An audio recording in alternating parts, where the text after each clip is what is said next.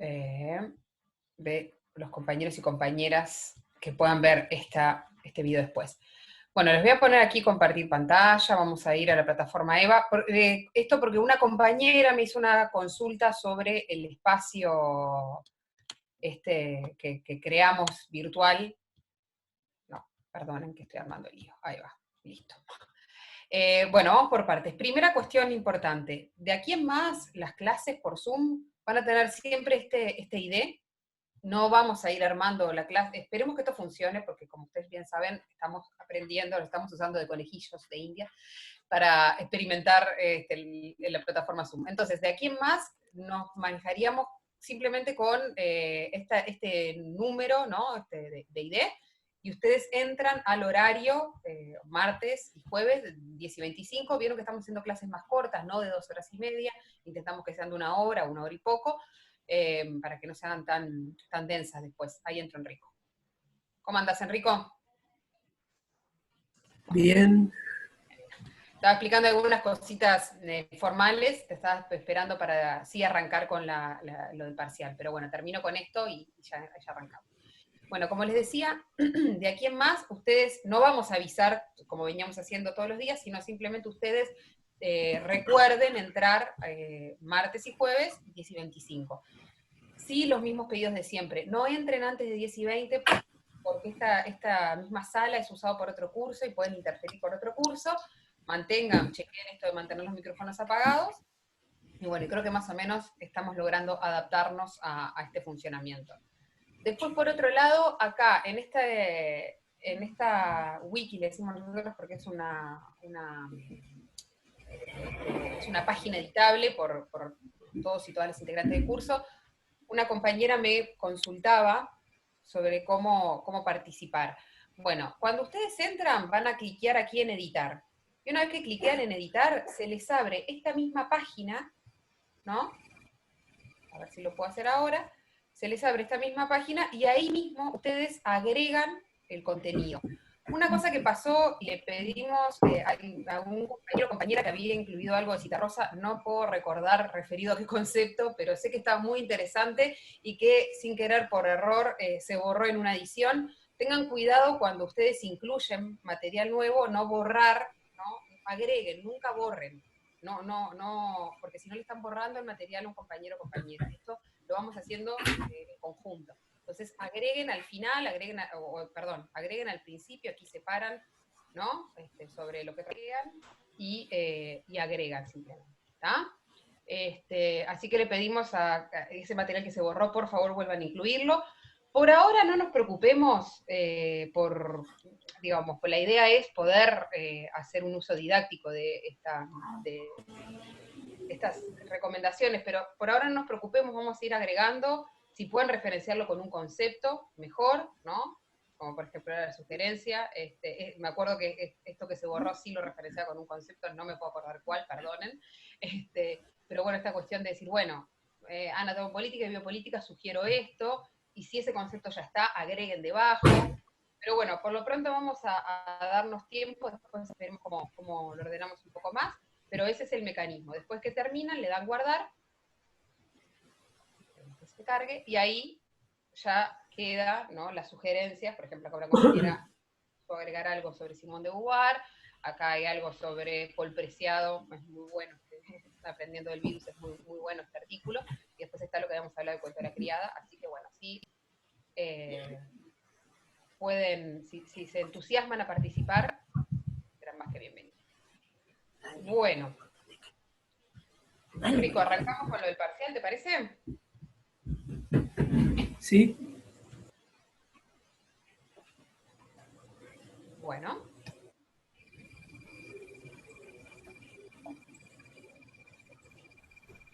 Bueno.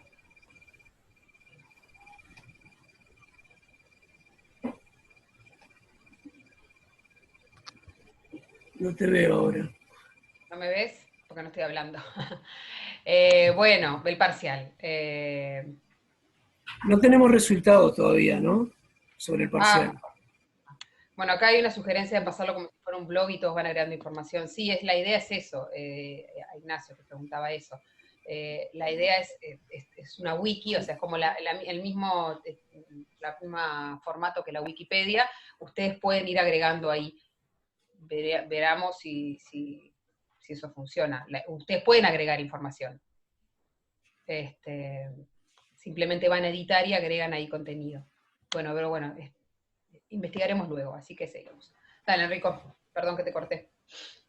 No, las novedades, no hay muchas, digamos, no están los resultados, y hay algunos estudiantes que han tenido problemas para realizar el parcial.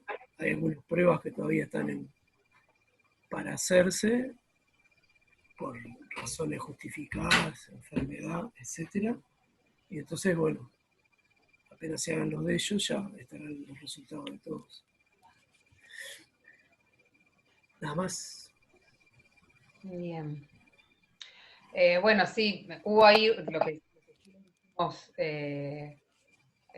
por la plataforma, hubo un cambio en la modalidad. Nosotros habíamos planteado que iba a ser 24 horas, al final eso se cambió a último momento y se hizo por franjas. Así que bueno, ahí también pedirles disculpas porque no fue la información, fue un cambio de último momento, pero bueno, creo que más o menos todos pudimos adaptarnos a cómo se realizó el parcial. Algunos dicen que ya están los resultados, que ya han visto los de ellos, que ya les han llegado. Otro dato interesante que sucedió es esta cuestión que algunos de ustedes nos plantearon, esta cuestión de, bueno, que los grupos, los primeros, o sea, que se pasaban las capturas de pantalla con el tipo de las respuestas y que eso facilitaba a los que tenían las últimas letras, ¿no? del orden alfabético. Y ahí nosotros de esto nos dimos cuenta, en el equipo lo comentamos, ¿no? Incluso los compañeros que estaban a cargo más del control de la prueba ese día específicamente, nos hacían notar que en los últimos turnos incluso pasaba que contestaban el parcial en, no sé, menos de un minuto por pregunta, o sea, no tenían tiempo de leerlo, o sea, que hubo algo como automático, decir, la respuesta correcta es la B, la respuesta correcta es la C. Nosotros estamos al tanto de esa situación. Ahí enfatizar un poco más esto que venimos diciendo, que es como casi que un poco como hacerse trampas al solitario. Esto es un control de lectura. La idea de esto no, la nota pondera, piensen que estas 6 notas van a ponderar recién el 50% de una nota final que puedan tener con el parcial. O sea, realmente acá lo que importa es que ustedes vayan leyendo y llevando el curso a día y a tiempo, ¿no? No importa tanto la nota. Entonces, realmente tener este tipo de situaciones es más una trampa para el solitario, que después van a ver más complicadas cuando tengan que estudiar toda la bibliografía de una, que si van llevando la bibliografía más acompañada en el curso y día a día, ¿no? Esto como para relativizar un poco el tema de la calificación, la nota. Si ustedes se fijan, es más una ayuda para ustedes que el valor que la nota tiene en sí, ¿no?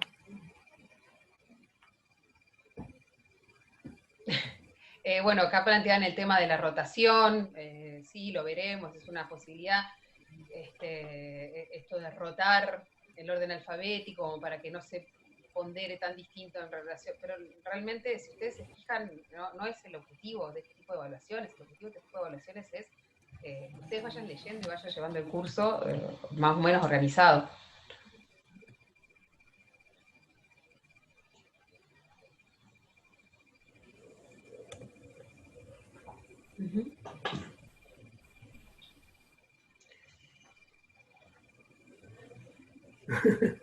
¿De qué te reís?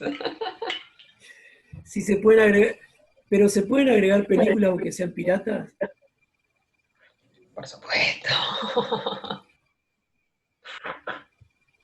Sí. Sí, después hay una serie de preguntas también que están llegando, que estoy viendo ahora por el chat, más vinculadas a la evaluación, a cómo va a ser la evaluación final, que capaz que la dejamos para más adelante, como para poder seguir ahora avanzando. Acá hay una pregunta sobre si no hiciste la primera prueba, si puedes hacer las demás igual. Vamos empezar en principio que sí. Vamos a empezar ahora con el módulo 2. Sigamos avanzando, sigan atentos y atentas al curso. Tengan claro que los días que toque la prueba, ustedes también hay una responsabilidad de ustedes en estar atentos y atentas a las modalidades y demás. Y bueno, y sí, vamos, ¿les parece? Arrancamos con módulo 2, con lo que tenemos para hoy.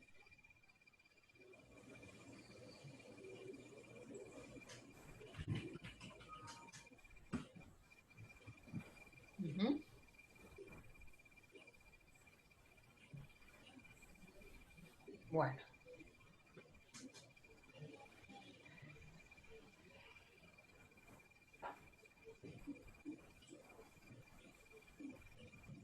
Bueno. ¿Les parece? Sí, una última pregunta que contesto y vamos con el módulo, con la clase de hoy. Ustedes, en realidad, todo lo que vimos va a volver a ser, o sea, no es que esto ya fue evaluado y no va a volver a ser evaluado, no, va a volver a ser evaluado en la prueba del parcial, decimos nosotros, que vamos a ver toda la bibliografía del curso. Entonces, es importante, porque además no... como les venimos diciendo, la bibliografía se va encadenando, va teniendo sentido una en otra. Es importante que vayan entendiendo. Así que no es una información que ya pasó y que no hay que prestarle más atención, ¿no? Las pruebas, Alejandro, las pruebas autoevaluativas son estas. Esto es una prueba de autoevaluación. Es un control de lectura lo que venimos haciendo, estas pruebas por módulos, ¿no? Son pruebas para ir llevando el curso al día. ¿Ah? Bueno, fíjense, me parece que hay algunos micrófonos encendidos, por favor, fíjense si pueden silenciarlos, chequen que tengan el micrófono silenciado. Y vamos con lo que tenemos para hoy. ¿Les parece? Bien. ¿Arranco yo, Enrico, te parece? Dale, dale. Bueno, primero comentarles un poquito que esta semana, o sea, hoy y el jueves, vamos a hacerle como una hoja de ruta para que sepan dónde estamos, en qué momento estamos. Vamos a trabajar el módulo 2. ¿Ah? El módulo 2 se compone de 2 textos de bibliografía obligatoria. Uno es el documento de trabajo número 3, aproximación a la noción de gubernamentalidad a través de la articulación de las nociones de poder, saber y subjetividad. Es un compilado, digamos, ¿no? Es sintetizado de la tesis de doctorado de Jorge Chávez. Y el otro texto, en realidad, es de las clases de Foucault, ay, se me fue el nombre. Gracias, Enrico. Eso mismo, que vamos a trabajar el jueves que viene. Son 2 textos que están enteramente, o sea, es una unidad, están relacionados uno con otro, por eso los vamos a trabajar en conjunto. Para introducirles hoy algo del texto del documento 3. El documento 3 tiene algunas virtudes y tiene también algunas cuestiones que nos parecía necesario o introducirles con Enrico, ¿no? Primero, que es un texto extraído a partir de una tesis. Entonces, como ustedes saben, o si han leído el texto, que espero que lo hayan leído, van a ver que el texto funciona casi como un glosario, o sea, describe términos, ¿no? y los conceptualiza. Esa virtud que tiene, que es que nos ayuda a entrar a algunos términos, puede tener algunas dificultades para la lectura, que es que nos perdemos el hilo conceptual, o sea, nos perdemos cómo está pensando, en este caso Jorge, que es quien escribió esta tesis, nos perdemos de leer o de acompañarlo en ese recorrido que es ese tejido que supone el texto, cuando uno va entrando y va pensando junto con, en este caso el autor, para poder, bueno, saber de qué nos está hablando. Entonces, ahí nos parecía que, bueno, que la sugerencia que le hacíamos de lectura es que lo tomen como eso, como un texto que ayuda a entrar, pero que no es un texto en sí mismo, ¿no? Sino que nos va a ayudar a entrarle o a entender un poco más algunas de las cosas que venimos hablando. ¿Ah?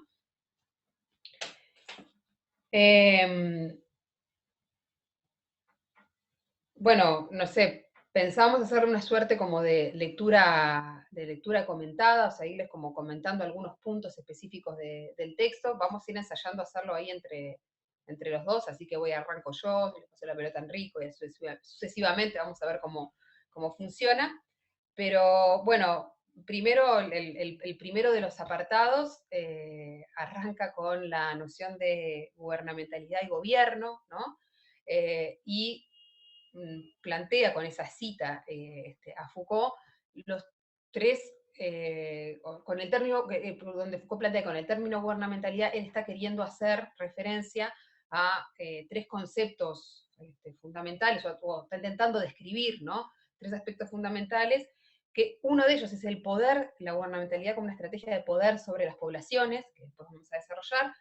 La otra es la noción de gubernamentalidad como la noción clave que tenían las sociedades occidentales del gobierno, ¿no? La posibilidad de gobernar mediante la disciplina. Y la tercera hace referencia a la gubernamentalidad como un proceso en sí mismo. Estas tres nociones se van a articular en la noción de gubernamentalidad y van a hacer que por eso por momentos se nos torne como vidriosa cuando nos acercamos, saber específicamente de qué nos está hablando. Y esto no es que lo haga Foucault de entreverado, es porque hay una manera de pensar los modos, la disciplina no es solo disciplina, también es un modo de producir esa disciplina y es un modo de conducir, y para eso tiene que inventar algunas cuestiones, como una de ellas es la noción de población, ¿no? Y bueno, y por último, en realidad, en este primer apartado, lo que hace referencia es a la noción de gobierno en sí mismo, que es uno de los componentes de la gubernamentalidad. Enrico, ¿querés agregar algo?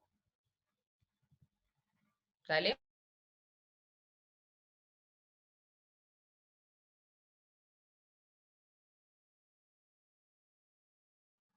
Te paso ahí la palabra, Enrico.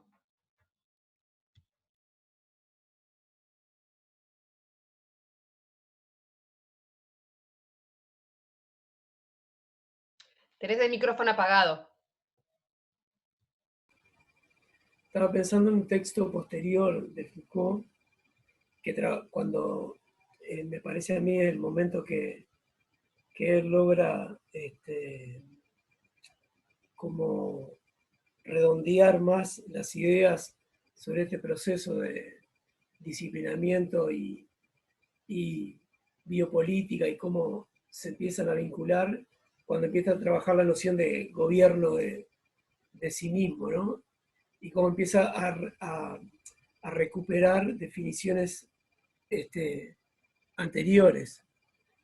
Y que ahí queda como más claro esto que me parece nosotros tratamos de explicar cómo es importante entender los planteos disciplinares o de la anatomopolítica, es decir, de ejercicios tecnológicos sobre los cuerpos individuales, uno a uno, uno a uno, a uno a uno, y así grandes grupos sociales, con los planteos de la biopolítica o del biopoder, que son tecnologías, procedimientos, formas de hacer, tecnologías aplicadas a un conjunto, ¿no? Cuando Foucault define que en realidad en la anatomopolítica hay un conjunto de tecnologías que se aplican sobre una sola persona y se vuelve sobre otra persona y sobre otra persona, y como en la biopolítica hay como una inversión donde es una sola tecnología que se aplica a un conjunto poblacional. Pero después, más adelante, ustedes van a ir entendiendo que en realidad, si bien puede haber un desfasaje en el tiempo, en que hay elementos disciplinares que se empiezan a producir antes que los biopolíticos, la biopolítica va a necesitar, como decíamos en clases anteriores, de la existencia de un piso anatomopolítico para que ella se pueda sostener y se produce una composición. Es decir, hay una especie de encabalgamiento de la biopolítica sobre un existente disciplinar. Pero el problema no es que primero es una y después la otra, sino cómo se producen juntas. Que esto más tarde Foucault va a denominar el gobierno de sí mismo. No, me quedé pensando en ese texto porque después lo vamos a trabajar seguramente, porque trabaja una serie de autores y entre ellos a Nicolás Maquiavelo, que me parece que no tiene desperdicio, por varias cuestiones. Porque nosotros habitualmente, por ejemplo, utilizamos eso es maquiavélico cuando es algo malo, y más allá de que las cosas que dice Maquiavelo son terribles, es interesante ubicar a Maquiavelo como una bisagra en estos pasajes, en la perspectiva Foucaultiana, en estos pasajes de las tecnologías anatomopolítica y biopolítica, ¿no? Me parece que es bastante claro que la gente, digamos, formada, los cientistas sociales, van a denominar a Nicolás Maquiavelo como el primer politólogo de la historia. Me quedé pensando en eso. ¿Seguís? ¿Sigo? Sí, yo quería retomar ahí una pregunta que hace Antonia, que decía, bueno, si podíamos poner un ejemplo de cada una de ellas, referido a anatomopolítica, biopolítica y gobierno de sí, y decir que tenemos ahí una propuesta para hacerles que me olvidé decirlo cuando Sí, sí. arrancamos, que es relacionar, sí, me olvidé, que estos dos textos que vamos a estar trabajando, tanto martes como jueves, la propuesta que teníamos para hacerles a ustedes es relacionarlos con unos capítulos que la Facultad de Psicología, si ustedes entran a la página, y esto me niego, así les digo, me niego a mostrarles cómo se hace porque entiendo que ustedes ya deben saber hacerlo, que es entrar a la página de Facultad de Psicología y van a ver que en el banner de novedades se van a encontrar con una serie de capítulos de producciones de la Facultad de Psicología en relación al contexto de emergencia sanitaria producido por coronavirus, COVID-19, pandemia, como le quieran llamar. Ahí hay una serie de capítulos que nos parecían interesantes como para pensar estos temas, y les proponíamos tomar particularmente dos, que son uno referido a teletrabajo y otro que está pegadito, que se llama Entorno familiar y autoorganización. En realidad son dos capítulos en uno, van a ver que la gráfica es la misma. ¿Por qué? Primero, porque hay una cuestión también de poder, estos capítulos en realidad fueron producidos, ¿no? Bueno, cuando surge el contexto de crisis sanitaria, pandemia, pensando posibles respuestas de la facultad, se resuelve convocar a determinados equipos docentes o convocar a determinados docentes referentes en algunos temas a producir en relación a algunas temáticas emergentes, centrales, donde la Facultad de Psicología podía tener, o entendíamos que institucionalmente estaba bueno que la Facultad de Psicología produjera algún mensaje. Estos capítulos pues tienen un trabajo muy interesante de edición de las compañeras de comunicación y salen en este formato. Son capítulos, son mensajes de divulgación, o sea, general, y nos queríamos parar específicamente sobre los de trabajo, porque bueno, nos involucran directamente, tanto a Enrico en su función de decano, como a mí como integrante del equipo de psicología de las organizaciones del trabajo, que trabajé en esos capítulos, y porque nos parecía que a partir de ellos podíamos intentar tomarlos como ejemplos o poder pensar algunas de estas cuestiones varias. Bueno, ahí veo que ya está pasando el link por el chat, algunas de estas cuestiones para poder pensar la vigencia de los planteos Foucaultianos y sobre todo esta noción de cómo los planteos Foucaultianos nos pueden permitir hacer una crítica a la historia de la psicología cuando nosotros y nosotras mismas también estamos produciendo, reproduciendo a la psicología, en este caso desde Facultad de Psicología, institución académica además, y cómo se producen esos mensajes, esos discursos. Particularmente el de teletrabajo y autoorganización, entorno familiar y autoorganización, si lo miramos, ¿no? O sea, nosotros podemos encontrar algunos planteos que se relacionan directamente con el gobierno de sí, con la biopolítica y con la anatomopolítica. ¿Por qué? Y esto retomo algo que había tirado Enrico la clase anterior. Determinadas cuestiones que a nosotros nos parecen hoy muy naturalizadas, ¿no? Que también va a ser alguna de estrategia del gobierno, de la gubernamentalidad liberal, es la naturalización de la cuestión social. determinadas cosas que a nosotros nos parecen hoy por hoy naturales, del orden de lo que siempre estuvo así, o siempre fue así, como el trabajo, en realidad tienen un proceso de producción social por detrás. Entonces, para llegar hoy por hoy a tener trabajadores y trabajadoras que sean capaces de trabajar desde sus casas, o hacer, ¿no? Desarrollar tareas de sus casas, y nos incluimos también a nosotros, a Enrico y a mí como trabajadores y trabajadoras de la docencia, y estamos trabajando, ¿no? Desde nuestras casas, hay un proceso No que se parece, pero apoya. No parece, pero estamos trabajando. Hay un proceso que se apoya en la anatomopolítica para poder después apoyarse en la vía política para poder llegar hasta el gobierno de sí. Esto lo que nos muestra, nos parecía interesante mirarlo como condensado en el teletrabajo, porque de alguna manera nos muestra que estas estrategias no se van perimiendo una en la otra. Lo que planteó Enrico la clase pasada, el modelo taylorista-fordista, de disponer, ¿no? Que supone, bueno, organizar el trabajo a partir de regular el tiempo de trabajo, reducir al mínimo los tiempos muertos y disponer a los y a las trabajadoras de determinada, de disponer los cuerpos, ¿no? Para reducir el tiempo muerto de pasaje del producto que se estaba produciendo, no es una estrategia de organización del trabajo que quedó perimida. No, sigue siendo una estrategia utilizada, válida y desarrollada por un montón de organizaciones del trabajo.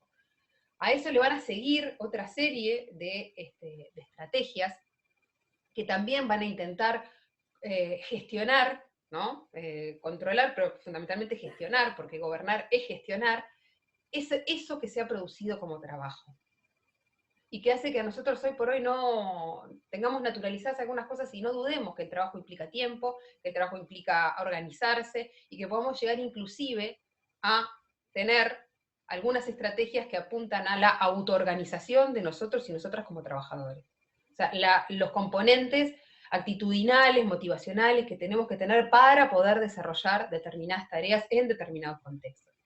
Entonces, que podamos hoy por hoy hablar de que tenemos que apelar a organizar el entorno familiar, el entorno laboral, de modo tal que podamos dar cuenta de la tarea, implica tener naturalizadas un montón de estrategias de gestión, pero también de gobierno de sí. Espero que esto esperemos que esto pueda ayudar o que podamos ir retomando a partir de este ejercicio de pensarlo en relación al trabajo y pensarlo en relación al teletrabajo como un componente de novedad, algunas cuestiones, ¿no?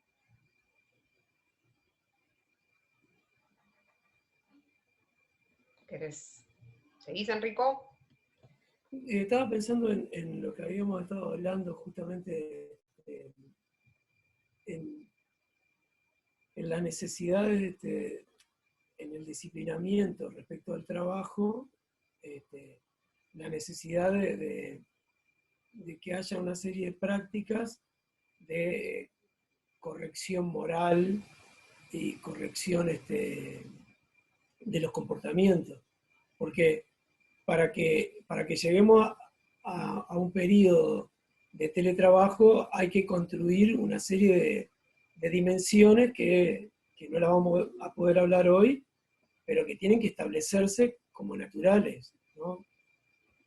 No la vamos a hablar hoy porque sería larguísimo, pero hay dimensiones que tienen que estar incorporadas a nuestra existencia, o si quieren, en un plano psíquico, que son las dimensiones de tiempo, de espacio, para que se desarrollen en algún lugar y en algún momento, tiempo y espacio, algunas acciones, y que esas acciones se deben realizar de determinada manera, una antes de las otras, y que va a llegar un momento en que esas acciones hay que preverlas y planificarlas y organizarlas para gestionarlas. Este proceso que en la historia del mundo lleva siglos, tuvo que ver con el involucramiento de distintas prácticas, de distintos ejercicios prácticos y de distintos saberes. ¿A qué me refiero con esto? Que no lo vamos a hablar ahora, lo advierto nuevamente, pero cómo incorporamos una dimensión de tiempo que sea compartible. Nosotros en realidad conocemos predominantemente un tiempo moderno, cronometrado, pero no no otros tiempos. Es decir, el tiempo reloj y el tiempo calendario a nosotros se nos instaló en nuestra vida como un tiempo natural, pero hay muchas formas de tiempos. De hecho, una experiencia básica, si pensamos en nuestras vacaciones, muchas veces nosotros comemos cuando tenemos hambre. No se come a las 12, se come a las 11 o se come a las 4. Se come cuando ingresa otra dimensión del ejercicio temporal diferente a un tiempo más compartido, vinculado, claro, al tiempo relativo de 20, sin lugar a duda. Sobre todo relativo porque está en relación a algo, y está en relación a las prácticas vitales. Entonces, la incorporación de un tiempo pautado tiene que ver, entre otras cosas, con un ejercicio que se incorporará a nuestra vida y tiene que ver con el tiempo que uno ingresa y sale del trabajo, con el tiempo que a uno le lleva a realizar un trabajo. El salario tiene que ver con una medida ficticia del tiempo que lleva a producir algo. Lo mismo con el espacio, ¿no? El espacio de la Divina Comedia no es el espacio euclidiano de la medición de un plano y que uno recorre. Entonces, la construcción a partir del disciplinamiento del tiempo y el espacio generará ciertas condiciones para que nosotros podamos ser trabajadores y trabajadoras, pero a su vez se tendrá que incorporar cierta moral. Los otros días, es casi un chiste, pero es verdad, yo leía un mensaje donde se saludaban el Día de los Trabajadores a los trabajadores y a quienes habilitan para que los trabajadores tengan trabajo. No, el Día de los Trabajadores, eso es una construcción social. El Día de los Trabajadores es un día conmemorativo que hace alusión a una masacre o una matanza que se realiza, es decir, un juicio y un castigo que se realiza a trabajadores anarquistas que luchaban por las 8 horas laborales, que para nosotros es algo habitual. Entonces, el origen del 1 de Mayo no es el origen del trabajador y del patrón, es el origen de un momento histórico que instala una reivindicación fundamental en la vida de una persona vinculada a las 8 horas laborales. Es decir, no se trabaja todo el tiempo, no se trabaja como en el esclavismo, pero sin embargo, a este mensaje y este chiste, si nosotros pensamos en Estados Unidos no se festeja el Día de los Trabajadores. Y hay países de la región que se festeja el Día del Trabajo. Entonces, no festejar el Día del Trabajador, festejar el Día del Trabajo o festejar el Día de los Trabajadores y los patronos es también un proceso de creación de un sentido. ¿Por qué digo todo esto? Porque nosotros ahora estamos pensando en el disciplinamiento y la biopolítica. Los procesos disciplinares y biopolíticos son clave para construir la fuerza de trabajo. Es decir, tiene que haber una serie de prácticas, de saberes jurídicas, tecnológicas, científicas, policiales, laborales, horarias, espaciales, para que se vaya armando en el paso de los siglos una fuerza de trabajo. No sé si me fui mucho, Alicia.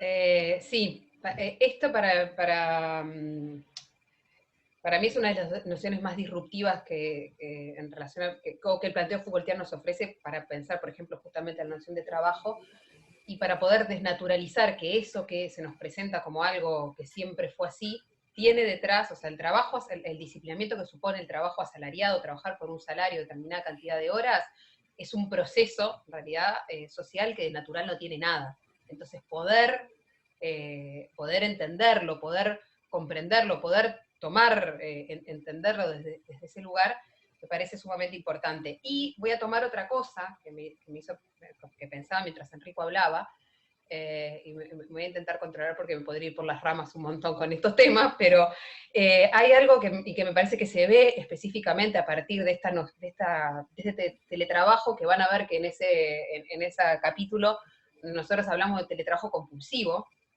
¿no? Porque en realidad no hubo una preparación, una organización para el teletrabajo, sino que fue como un día para otro, muchos y muchas nos vimos en esta modalidad y tuvimos que empezar a ensayar cosas que se haya podido trabajar demuestra el enorme disciplinamiento que hay sobre nuestros cuerpos y nuestros saberes, ¿no? Porque, o sea, de un día para otro poder hacer esto, ¿no? Y esto tiene, obviamente, su lado, digamos, tiene lecturas políticas variadas, pero bueno, sobre lo que me quería detener es sobre esta noción del tiempo, que decía Enrico, el tiempo como algo socialmente construido y compartido, y cómo, por ejemplo, cuando ese tiempo, el tiempo de trabajo, empieza a darse en el mismo momento que se está sucediendo el tiempo de lo que llamamos reproducción social, que es todo lo que tiene que ver con las tareas domésticas, el cuidado de niños y niñas, adultos mayores, etcétera, pasa para el teletrabajo, pasa para el telestudio, o sea, también les está pasando a ustedes, cómo empiezan a aparecer temporalidades que chocan entre sí, ¿no? Esto de, por ejemplo, la reunión de Zoom y el gurí que te pasa corriendo atrás, o estar trabajando y estar teniendo ruido de una escena totalmente doméstica, como fuiste a comprar el pan, no, deja que voy yo al supermercado, ese tipo de cuestiones, ¿no?, que están pasando,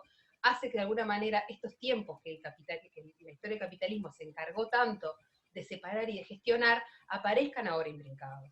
Sucede lo mismo con compatibilizar, yo no soy no me escribo mucho a las teorías de compatibilización ¿no?, de la esfera productiva y la reproductiva, sino creo que más bien hay que pensarlas como que están en contradicción y que en todo caso compatibilizarlas siempre supone un monto extra de sobrecarga y de energía, porque generalmente somos nosotras y nosotros como trabajadores quienes tenemos que compatibilizar esas esferas que nos componen.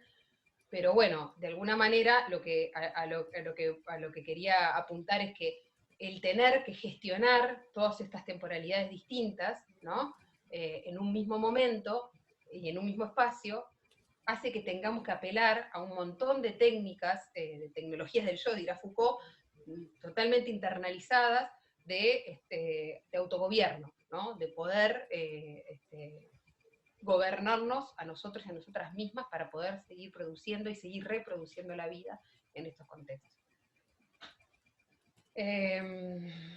No sé por dónde... Bueno, retomando un poco el documento, Enrico, si querés decir algo, me cortás nomás.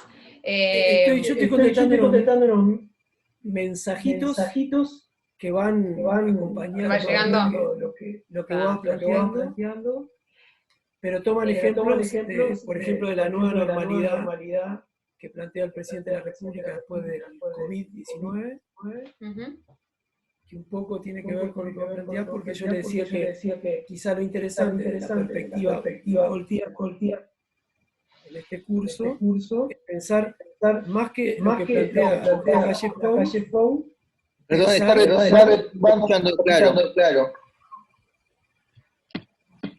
Al tener el micrófono, ahí va. Eso, gracias.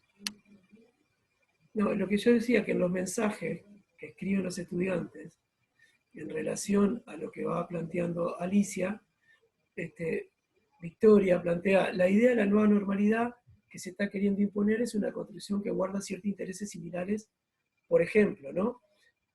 Y Sebastián plantea, consulta, ¿el tradicionalismo tiene algo que ver con la construcción social?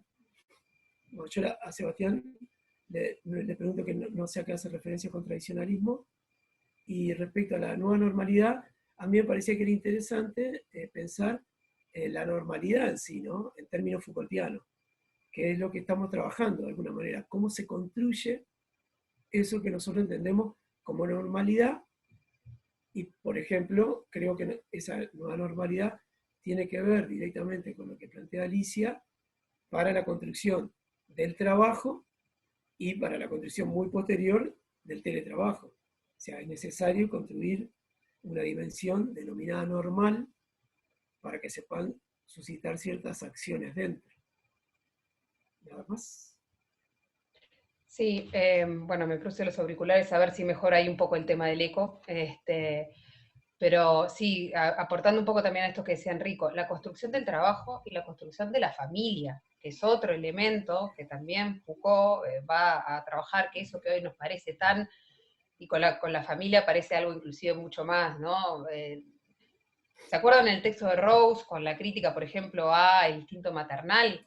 Bueno, la familia como ese lugar que siempre fue así, que hay una tradición que nos precede, también supone una construcción social, porque también tiene usos, o sea, el gestionarnos y gobernarnos a partir de las familias nucleares también tiene o sea, va a ser, tiene usos políticos, ¿no? Me parece que ahí en realidad aparece también, o esto que hoy podemos ver condensado a partir de algunas problemáticas vinculadas al teletrabajo, creo que es como un lugar desde, pero ahora cambiar la concepción de familia, sí, porque es el trabajo, la familia, en realidad estamos todos, todos socialmente construidos. Nos parecía que esta posibilidad de mirar la obra Foucaultiana y pensarla a partir del teletrabajo está condensando un modo de ser trabajador, trabajadora, y también un modo de ser y gestionar la familia, ¿no?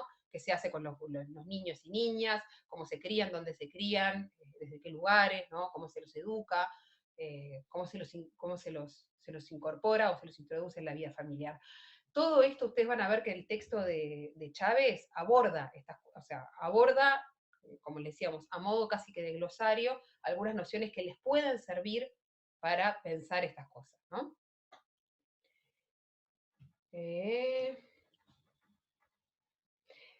Bueno, yo una cosita que quería plantear también ahí, que me parece central y que creo que ayuda un poco a comprender algunas cosas, es, es esta, la noción, miedo como, perdón que me colgué ahora con una pregunta, ahora voy con eso. En realidad me parece que un concepto interesante también que plantea Foucault es esta noción de, planteando la estrategia de la anatomopolítica como el control y la disposición del cuerpo, la biopolítica supone, que esto que también planteaba Enrico, un control poblacional, pero que esa construcción de la noción de población no es una sumatoria de individualidades de los cuerpos, no es que podamos reducir lo social a una sumatoria de individualidades, sino que la invención de la población supone determinadas variables complejas, muy complejas, que no se pueden subsumir a la sumatoria de individuos en sí. Y eso es interesante porque es lo que decía Enrico, que nos permite con una misma medida, con una misma herramienta, ¿no? Con una misma técnica, controlar o llegar a un montón de individuos que ya no se van a comportar como individuos en sí mismos, sino que se van a comportar o se van a construir como sujetos sociales en relación a una concepción y una noción de población. A ver.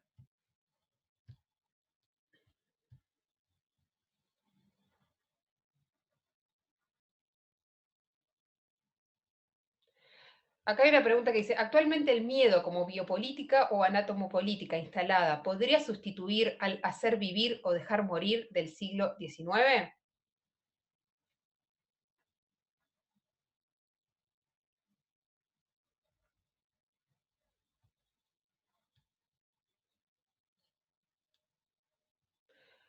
No sé, capaz que estaría bueno, me parece que explicaras un poco más cómo lo estás pensando.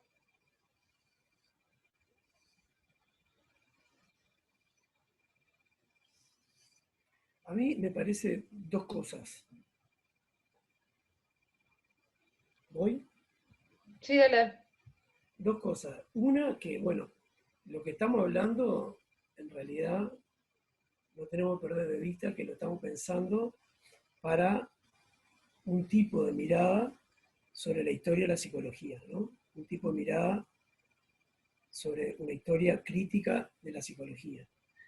Es decir, la cuestión es que nunca estamos hablando de los otros, sino que estamos hablando de nosotros.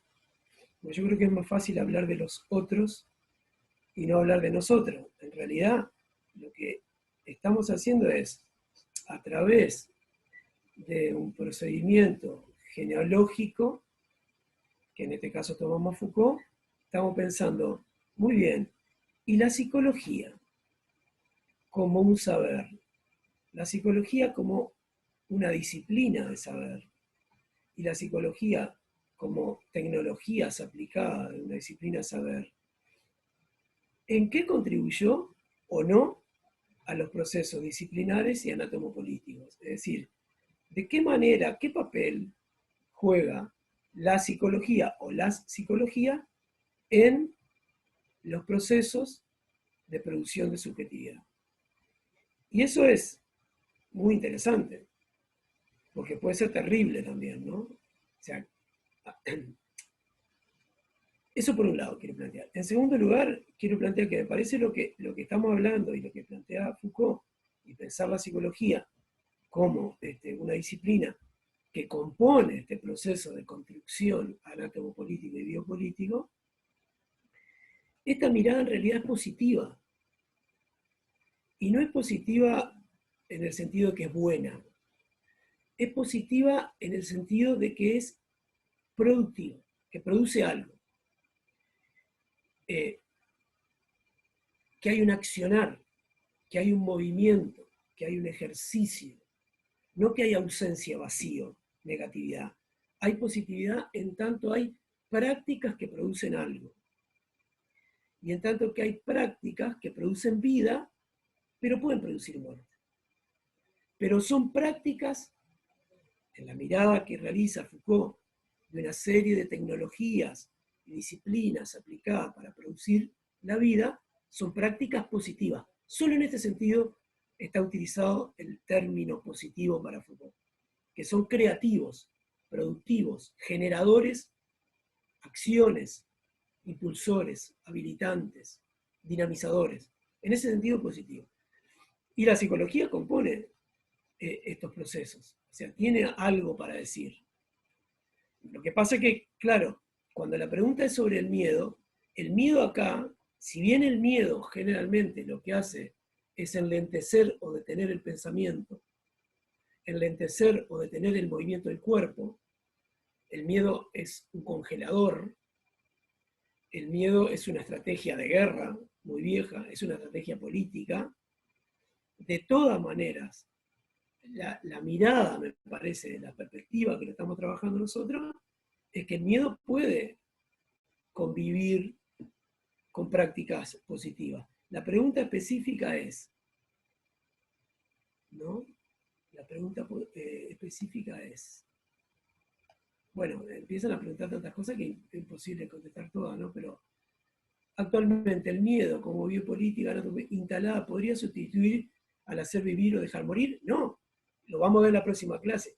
El miedo o la muerte o el racismo, es decir, o la muerte de razas o la muerte de la degeneración, lo plantea Foucault, ocupa un papel. ¿Cuál es la diferencia entre un periodo medieval y un periodo de modernidad y, si quieren, posmodernidad? ¿Cuál es la diferencia? Es el poder de soberanía versus el poder anátomo-político y biopolítico. ¿Se acuerdan que el poder de soberanía tiene que ver con el derecho del rey? La sola presencia del cuerpo del rey hace a la ley.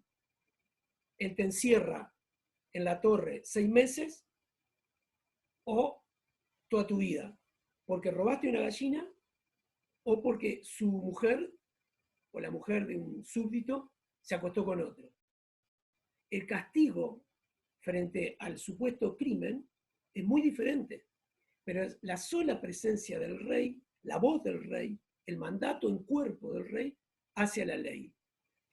En ese sentido, que meter una persona como castigo y olvidarse de que está en la torre es la parte más bondadosa, porque básicamente en la ley de soberanía es la ley de la espada, que es justamente matar o dejar vivir.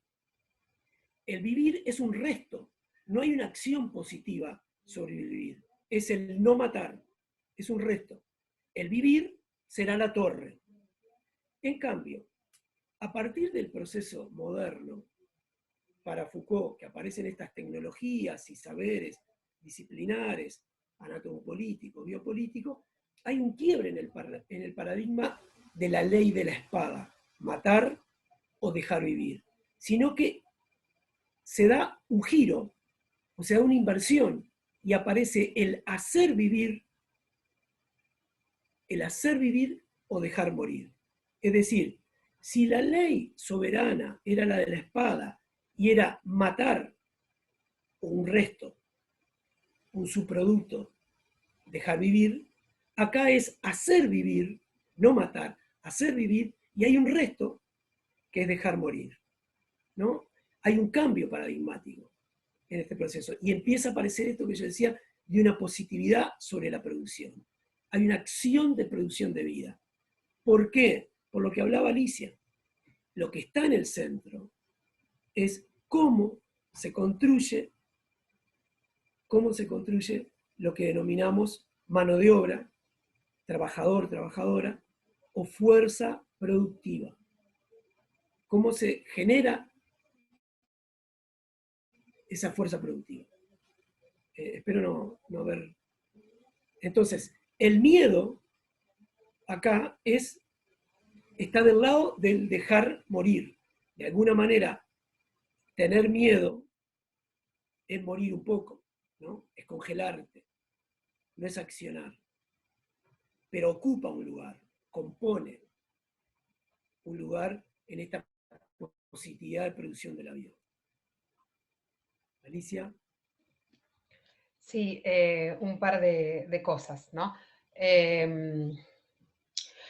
Además de todo lo que planteó y explicó Enrico, me parece que también hay una cuestión central, que es esto de nada en el planteo Foucault, en ningún caso en el planteo Foucaultiano una cosa sustituye o cancela la otra, por más que él las ordene y las ubique temporoespacialmente y geopolíticamente, no es que un mecanismo sustituya al otro. O sea, si hay posibilidad de el miedo, ¿no? O sea, o esta estrategia tecnológica del miedo como gobierno poblacional, está también apoyado en la estrategia de dejar morir o hacer vivir, ¿no? Que también va a tener, yo tampoco les quiero marear mucho con esto, pero simplemente porque me hicieron acordar y lo tengo acá, hay una autora, Silvia Federici, que escribe un libro, es Calibán y la bruja, donde ella, entre otras cosas, digo esto por si a alguien le interesa específicamente ahondar, plantea, se centra, ¿no? en el fenómeno en el proceso de la casa de brujas,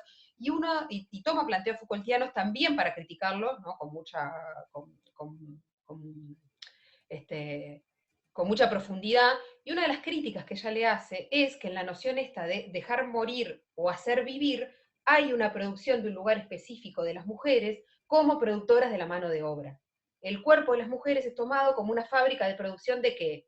De vida, de sujetos, de niños y niñas que después van a ser los futuros y futuras trabajadoras que van a componer ese contingente de mano de obra.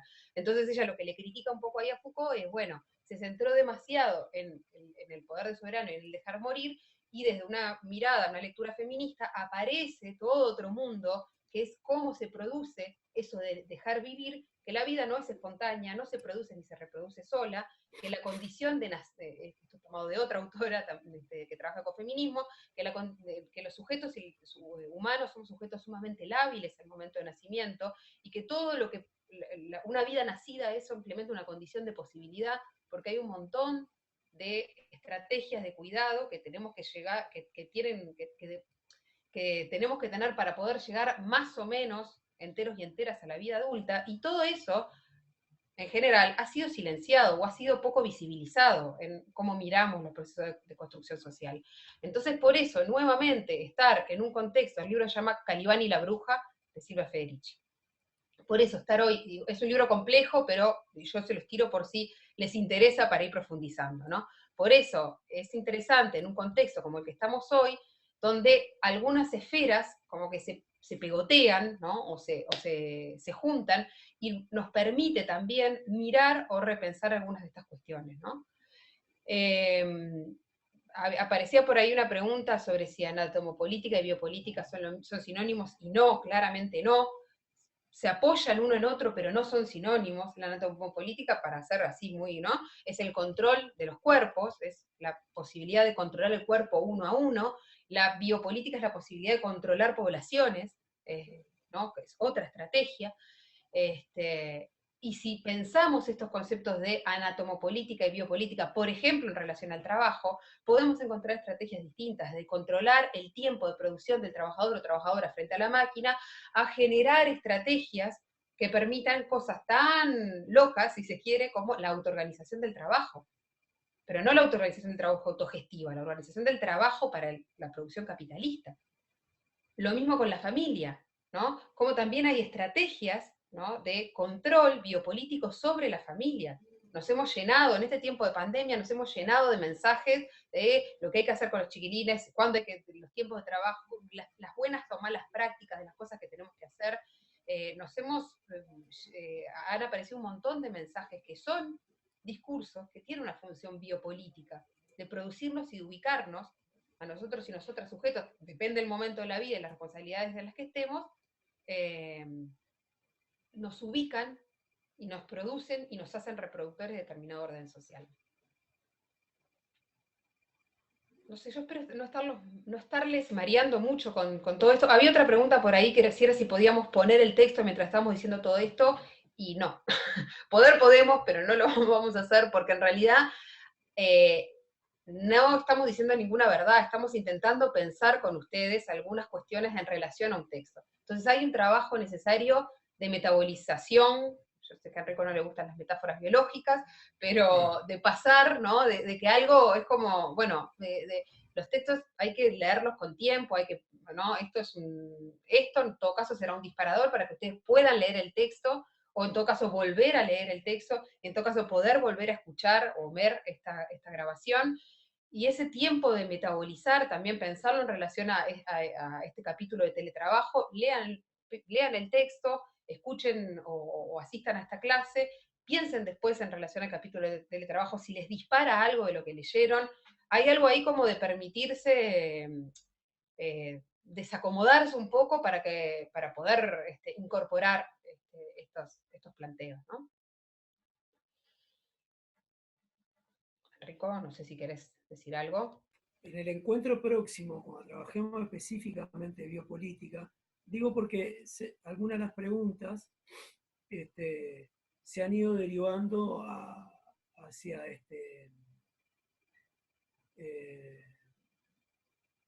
si son disciplinarios o no, que vos contestabas, y después sobre la dictadura uruguaya, cuál se aplicó, si la anatomopolítica o la biopolítica. Y bueno, yo ahí le explico algo, o le dijiste algo verbalmente, y a modo de metáfora, la biopolítica está controlada por el panóptico, ahí hay un entrevero, y bueno, y se contestan cosas muy interesantes. Ahora, yo les decía que en el próximo encuentro, cuando trabajemos biopolítica, vamos a ver, cuando se da el ejemplo de esto que yo les decía, la diferencia entre la soberanía y la anatomopolítica, por ejemplo, y la biopolítica, nosotros lo que vamos a encontrar desde la perspectiva Foucaultiana, lo que vamos a encontrar en la vida cotidiana, como decía uno de ustedes, es todos los ejercicios y todas las tecnologías accionando, tanto las utilizadas en el periodo de la soberanía como en la anatomopolítica, o los primeros tiempos, digamos, 16, 17 siglos, y los 18, 19, 20, vamos a encontrar todo, pero va a haber predominios de algunos. Por ejemplo, en una dictadura, lo vamos a ver en la clase próxima con el ejemplo del nazifascismo, vamos a encontrar predominios de ciertas tecnologías, de ciertos procedimientos sobre otros. Y en democracia vamos a encontrar predominios de otras tecnologías. Entonces, el tema de la existencia de la muerte o la negatividad o del racismo o del miedo, va a haber momentos históricos que van a predominar como ejercicio sobre los otros. Y va a haber otras que van a ser dominado por esto. Entonces, para que se desarrollen ciertos procesos de trabajo, son necesarios algún tipo de dominio de tecnologías. Eso por un lado, pero lo vamos a hablar con más detenimiento y, como acaba de decir Alicia, les recomiendo fervorosamente leer el texto de Jorge Chávez y leer el artículo de Biopolítica. Así el jueves ya trabajamos sobre otro piso. ¿Podrían dar ejemplo de cada una? Alicia, no sé por dónde querés seguir vos. Yo no tengo problema en engancharme en esto, pero no quiero Sí, desarmar lo que acordamos. no, lo único que me parece que en el texto de Chávez, si ustedes lo leen, van a encontrar ejemplos de anatomopolítica y biopolítica. Y esto capaz está bueno que nos quedemos con algunas preguntas molestas y que incluso se les genere molestia que no respondamos algunas cosas, porque hay o tanto en el texto de Chávez, van a encontrar ejemplos de anatomopolítica y biopolítica, y además, si ustedes después piensan en anatomopolítica y biopolítica en relación a esto que les planteamos de teletrabajo y autoorganización, a estos dos capítulos, capaz que los ejemplos los construyen ustedes. Y capaz que puede ser, o nos traen otros, ¿no? Y puede ser algo muchísimo más rico que simplemente ejemplificar. Eso, no sé, digo, igual si quieres dar un ejemplo, puedes darlo, Enrico, pero a mí me daba como esa cuestión de, está bueno quedarse con preguntas, está bueno que algunas preguntas molesten, porque también ahí vamos a leer los textos y vamos a encontrar esas respuestas, porque además está. No sé, pero te tiro ahí como quieras. De alguna manera estas tecnologías tienen que ver con qué, con la construcción de algún tipo de organización social, con la construcción de la noción de trabajo y los modos de producir objetos, mercancías, y tiene que ver con la construcción de las personas que están inscritas en un modo de organización social y en una forma de trabajo. Tanto, ¿y a qué hacemos referencia con esto? Predominantemente a los procesos modernos, al estilo Rousseau, del acuerdo social y la fijación de ciertas reglas de juego vitales, democráticas, digamos, en términos conceptuales, democrático-burguesas. La construcción de estos procesos para, no sé, podemos tomar autores provenientes de diferentes disciplinas, Adam Smith, David Ricardo, Rousseau, Montesquieu, etcétera, etcétera, ¿no? La instalación de este proceso se hace a través, para Foucault, de este formato tecnológico de aplicación de tecnologías anatomopolítico y biopolítico.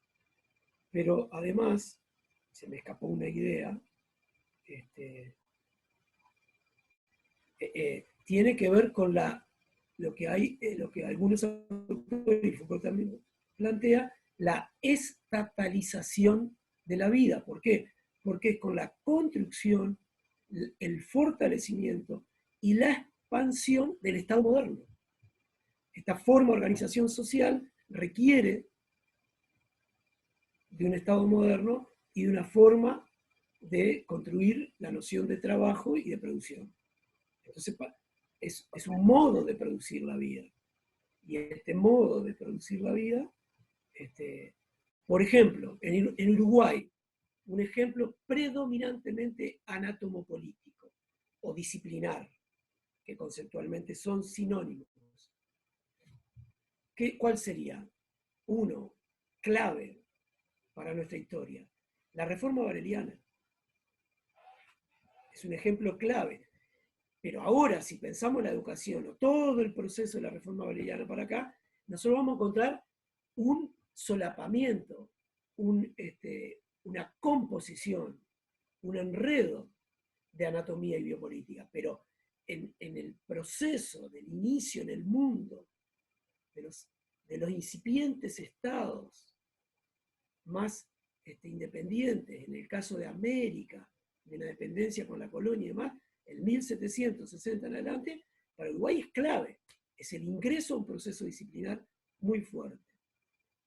Con la construcción, si bien ingresan muchos niños, hay un trabajo cuerpo a cuerpo, one on one, ¿no? Uno a uno, de técnicas, de procesos de aprendizaje, de lectura, de escritura, de rudimento de las matemáticas.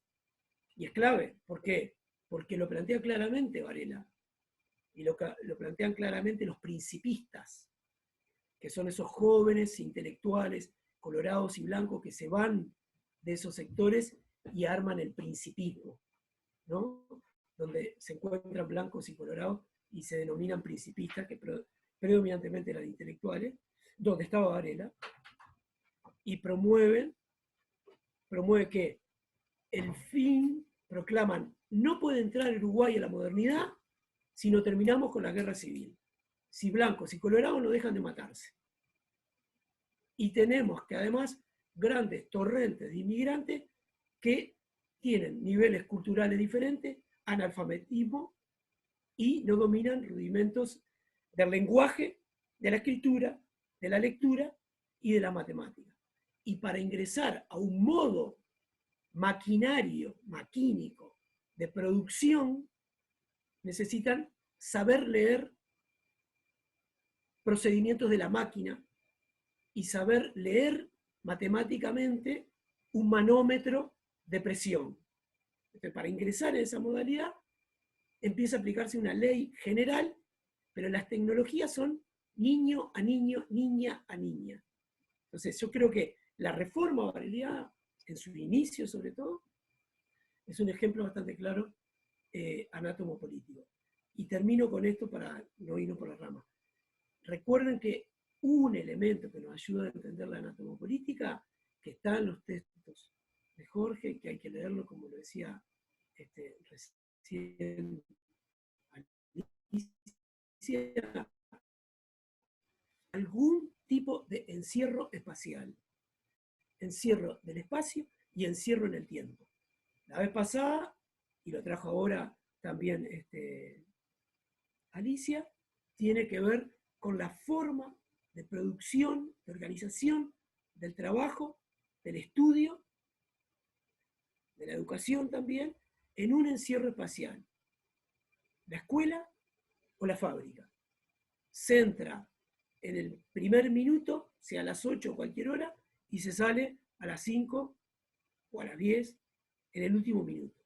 Siempre empieza y termina cada día. Y se produce en un espacio cerrado. Se acude a ese espacio cerrado, y en ese espacio cada cuerpo tendrá su lugar, y en cada lugar habrá una función. No es lo mismo la función de la maestra que la del alumno, alumnis, negado de la luz, que será iluminado por la maestra. No es lo mismo el lugar del patrón en la fábrica, el dueño de la fábrica, que el lugar del trabajador o la trabajadora.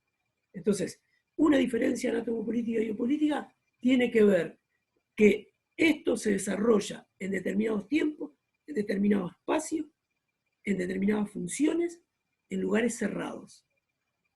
La biopolítica se realiza no del minuto 1 del trabajo al último minuto, sino que se realiza en espacios abiertos y se realiza toda la vida.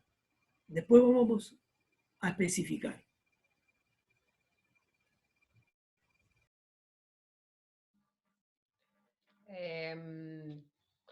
No sé qué te parece. Entonces, Alicia, vos estabas hablando del teletrabajo. El teletrabajo, Alicia lo toma porque es un elemento bastante claro, más ondular, más suave, más gas, más ondulante, ¿no? El teletrabajo, estamos trabajando en muchos espacios a la vez, es más biopolítico. Sí, me hace gracia porque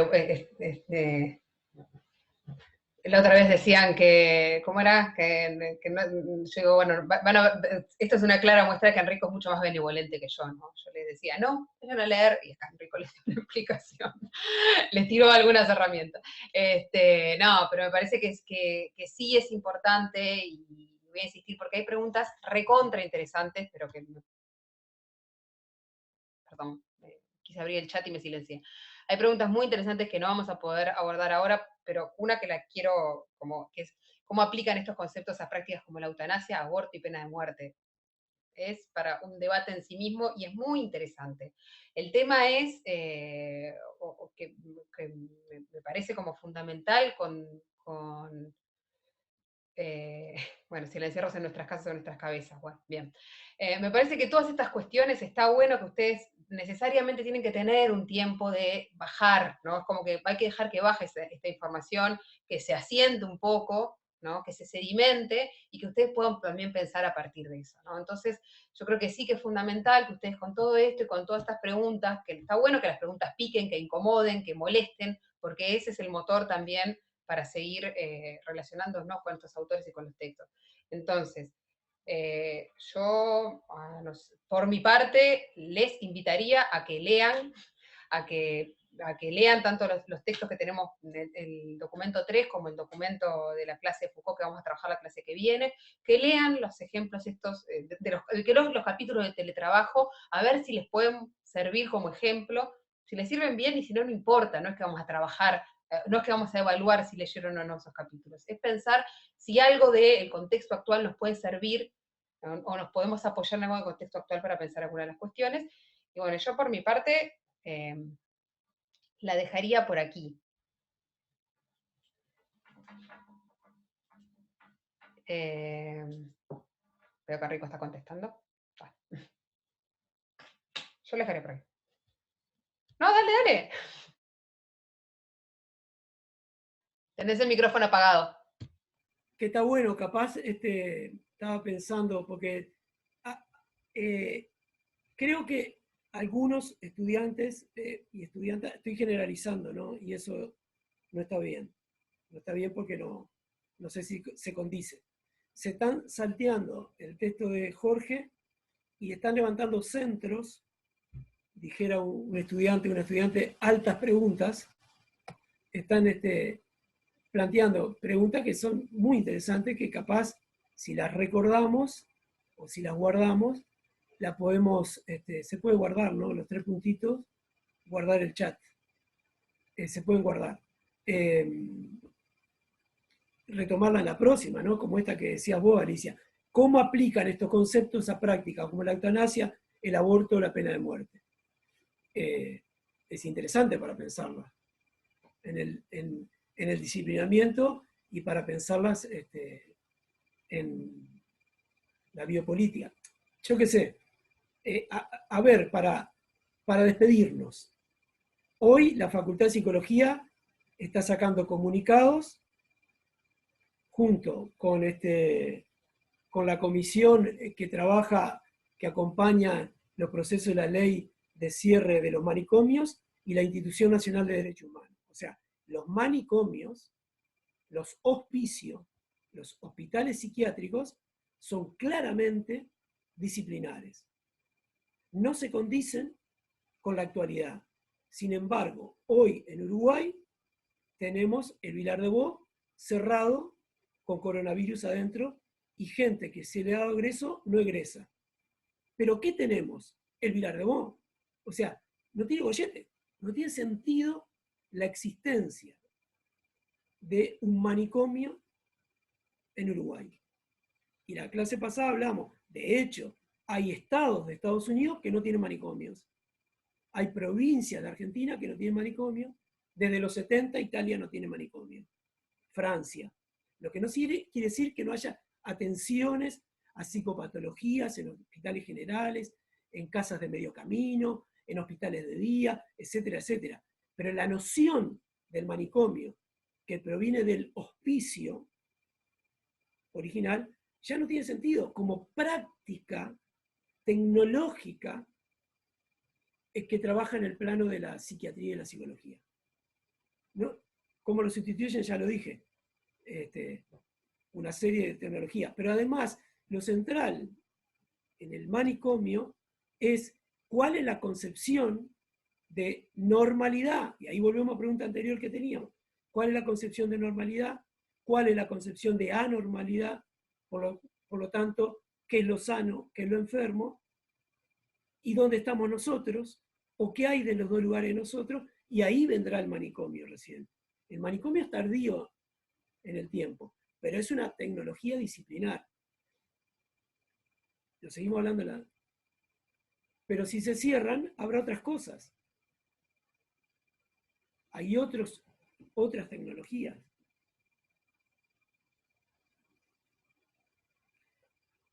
¿No?